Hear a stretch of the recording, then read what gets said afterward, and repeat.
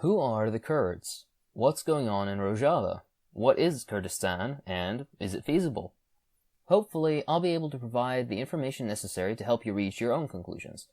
This is A Layman's Guide to the Kurds, History, Rojava, and Kurdistan.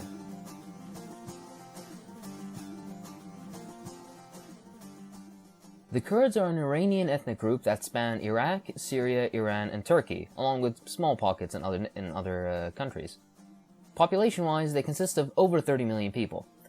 In the respective modern countries they inhabit, they have largely been a minority denied linguistic, cultural, and even sometimes civil rights. As a population, they have known a type of oppression very few people outside their group have seen. Let's talk about the details, though.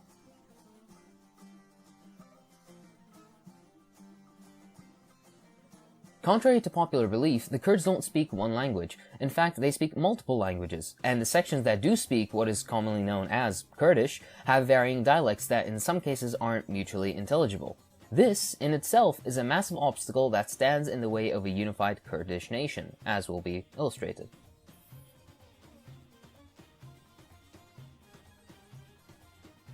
Traditionally, what is commonly known as Kurdish has been classified into the northern, Kurmanji, central, Sorani, and southern, Kermanshahi and Laki groups. Certain linguistic experts consider some of these dialects to be separate languages, while others consider certain dialects to belong to other languages altogether.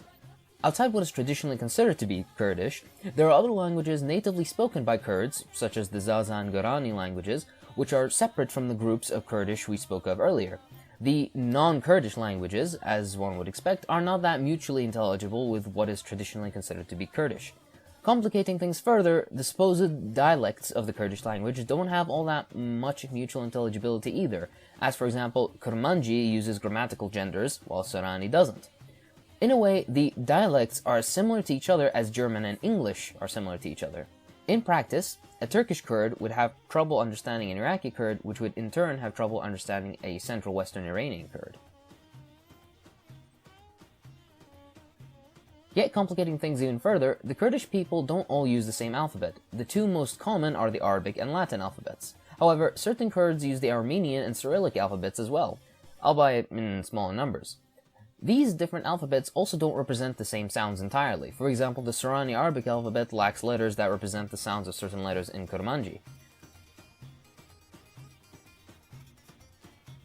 Kurdish nationalism, like most types of nationalism, is a pretty new thing. Starting after the fall of the Ottoman Empire, the intensely religious Kurds rejected the secularization efforts and the ethno-nationalistic programs carried out by the new Turkish Republic. Throughout the years, though, their nationalism took on different forms, some Marxist, some liberal, some even ethno-fascist. Despite the form Kurdish nationalism took, imperialist powers have always took advantage of this nationalism in order to suit their divide-and-rule tactics. An example of this would be the support of Kurdish nationalism the French gave when they colonized Syria. Another would be the many promises the Americans made to the Kurds when attempting to carve up Iraq and make it easier to invade. Arguably, it is also what the Americans are doing now with Rojava. Despite this, though, Kurdish nationalism isn't always a progressive thing. Particularly in Iraqi Kurdistan, anti-Arab sentiments are on the rise, with some espousing the same kind of rhetoric against Arabs as ethno-nationalist Turks espouse against Kurds. Some, in the West, leftist or otherwise, tend to paint the Kurds with a broad brush. The reality is that there are conservative Kurds with their own political parties, social democratic ones that have political orientations that are very friendly to imperialism, and at the same time organizations that have revolutionary and socialist politics that cannot possibly be reconciled, at least in the long run, with Western interests. The take-home message of all this? Not all Kurdish nationalists are created equal. Some are incredibly reactionary, while others are very progressive. We should not support Kurds on the sole basis of them being Kurds. Be critical.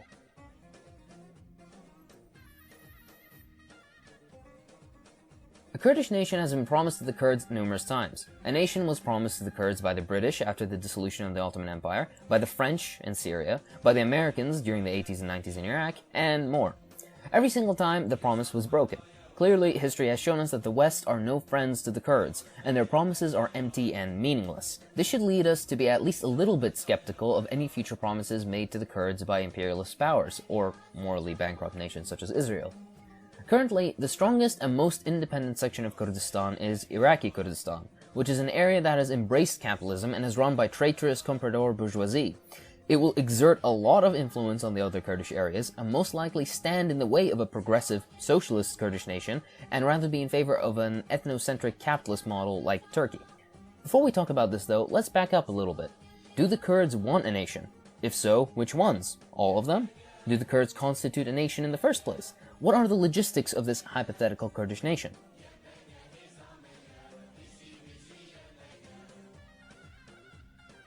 In the Leninist sense, a case both for and against a single Kurdish nation can be made.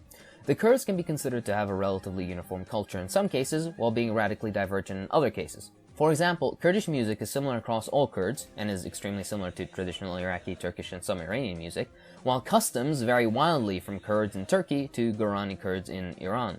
The question is, what would be considered too different for them to not constitute a single nation? Another thing to take into account is that the Kurds don't all speak the same language. They speak numerous languages, each with their own dialects and scripts. In this case, the Kurds cannot constitute a single nation. Regarding a common economic life, well, this is a little trickier, but again, a case can be made both for and against. Let's suppose a single Kurdish nation were to come into existence, though. Which would be the dominant language? Kurmanji, most likely. What would be the dominant script? The Hawar, the Latin alphabet. Which customs would be the most dominant? The Northern Kurdish, the Turkish Kurdish would, most likely. A very realistic possibility would be that the dominant Kurdish group forces their own language and script and customs and traditions, etc. onto smaller Kurdish groups, and hence making this hypothetical Kurdish state no better than its neighbors. And this is assuming that there are insignificant amounts of other minorities such as Turks and Arabs, Assyrians, etc. to deal with in this Kurdish nation. I'm already seeing this sort of reactionary attitude amongst the two Kurdish factions in my own country, Iraq, and this is only happening with 1/4 of a possible Kurdish state. There are only more problems to be faced with if the whole of Kurdistan was taken into account.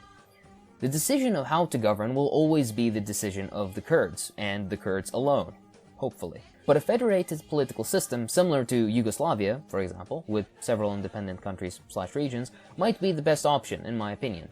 In the end, a good analogy would be to imagine if the Germans, the Swiss, and the Dutch all considered themselves to be a single ethnic group, but still nonetheless had their own languages and customs and traditions, etc. as they do now.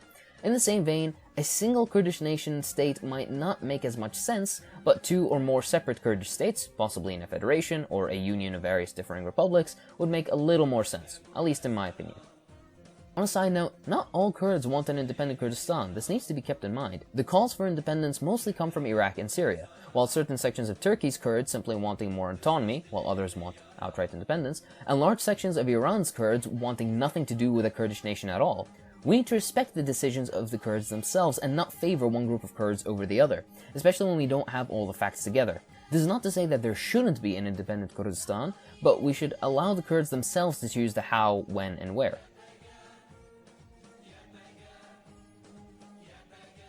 Note, Rojava itself is a sensitive title to use as it means Western in Kurdish, referring to Western Kurdistan. Many groups within Rojava, such as Arabs and Assyrians, use different names for the region, such as Guzarto, Al Jazeera, or Shimal Surya. I'll be using Rojava though, as people in the West are more familiar with this term, but keep in mind that this isn't the politically correct term, at least for the people within Rojava themselves. What is currently being done in Rojava is admirable, but still deserves some critical analysis. Just because it looks good doesn't necessarily mean it is good. After the Syrian Arab army withdrew from northern Syria at the start of the civil war, the Kurds, along with Assyrians and Arabs, Turkmen, and others, took it upon themselves to defend their communities. Eventually, different military groups formed and merged together, with the important player being the SDF, the Syrian Democratic Forces, a coalition of Kurdish, Arab, Turkmen, Assyrian, Syriac, and other militias cooperating against ISIS. Officially, they are the sole military force recognized by Rojava, as outlined by their constitution. In the fight against ISIS, they gradually advanced far beyond Kurdish territory. Now, the SDF occupy many non-Kurdish areas, such as Arab, Assyrian, etc. villages/cities, that they have incorporated into Rojava. In Rojava, the SDF and the relevant political wings started to enact progressive changes, such as pursuing feminist goals, establishing a unique form of grassroots democracy, and at least attempting to provide representation for all people living in Rojava. Keep in mind that the Kurds form only a slim majority of 55%. As of now, Rojava has not made any statements towards independence, nor forming a Kurdish state. However, certain groups they are allied with do call for independence, so we'll have to wait and see how this situation develops. Of course, an ethno-state based on the Kurdish identity in northern Syria would be incredibly problematic, as there are large minority groups that really wouldn't allow such a thing. So, I personally believe, in light of the evidence, Rojava is genuine in their calls for autonomy rather than independence. There have been claims of ethnic cleansing and ethnic/religious discrimination raised against the SDF, but these claims are sometimes unfounded or based on dubious evidence. Nonetheless, we need to take these things seriously. I don't want to spend too much time on this, but in my personal opinion, some cases, very few, of ethnic cleansing are true and did occur, but on a very small scale, and the relevant authorities in Rojava have fought and keep fighting against this sort of thing, to prevent it from happening. I genuinely do believe the governing bodies of Rojava have good intentions and are trying to change things for the better, but changing the superstructure is not the same thing as changing the base.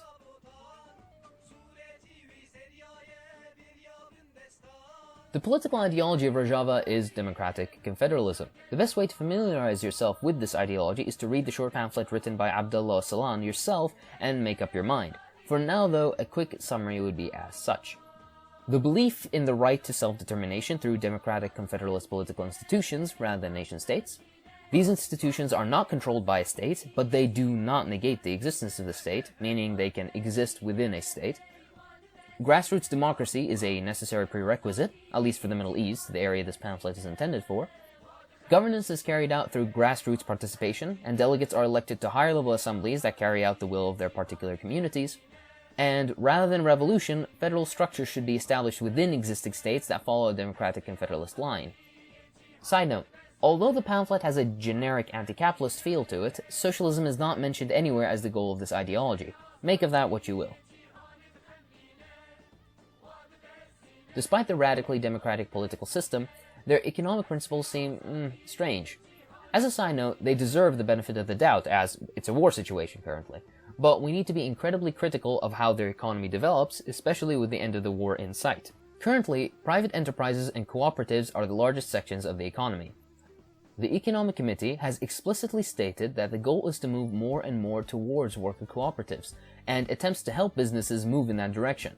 In my personal opinion, co-ops are only a first step towards socialism, and not the end goal. If they aren't aiming past co-ops, then that is a problem.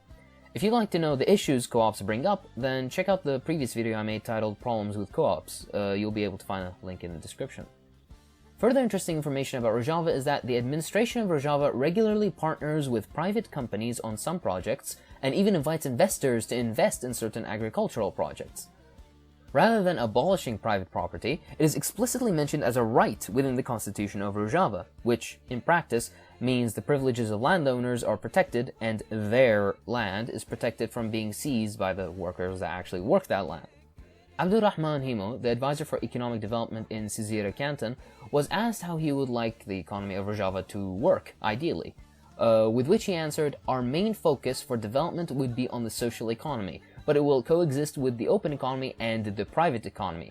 We won't create a state economy or a centralized economy."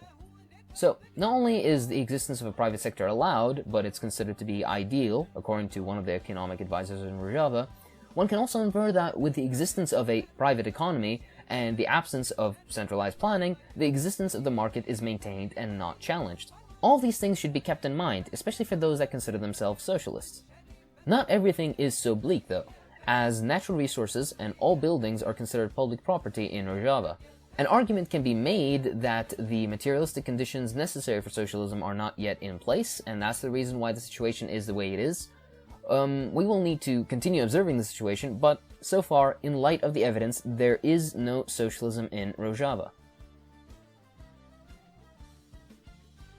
Should we support Rojava? Well, yes and no. Yes, because they're continuing the fight against ISIS, because they're establishing an interesting new form of political structure based on direct democracy, because they're attempting to pursue feminist goals, because they're attempting to minimize ethnic conflict and provide representation for all groups in Syria, because there is some potential in what is going on in Rojava. That is at least a few reasons to support them. However, we shouldn't support them on economic grounds, because so far they have not established socialism, and nor do they seem to be heading in that direction. We shouldn't support them because they have enshrined the right of private property into their constitution, because they have not abolished the market and seem to have no intention of doing so, because they tolerate and even support the existence of a private sector, because, despite their rhetoric, many still hold nationalistic goals that would further balkanize the Middle East, because they have an uneasy alliance with the largest and arguably most evil imperialist power, the United States. These are some reasons as to why we shouldn't support them. In the end, the good outweighs the bad, and their intentions seem genuine, although certain things need a little ironing out. What we should do is provide critical support. We must analyze what they do and reflect on their possibilities as much as we can. As Marx said, we need to ruthlessly criticize everything, whether we personally like it or not, in order to arrive at an informed, mature understanding of the situation. Support Rojava, but support it critically. The video is done, comrades. After this point, you'll have my personal opinion on the whole situation. Stick around if you want to hear it, or go and have fun doing something else if you don't.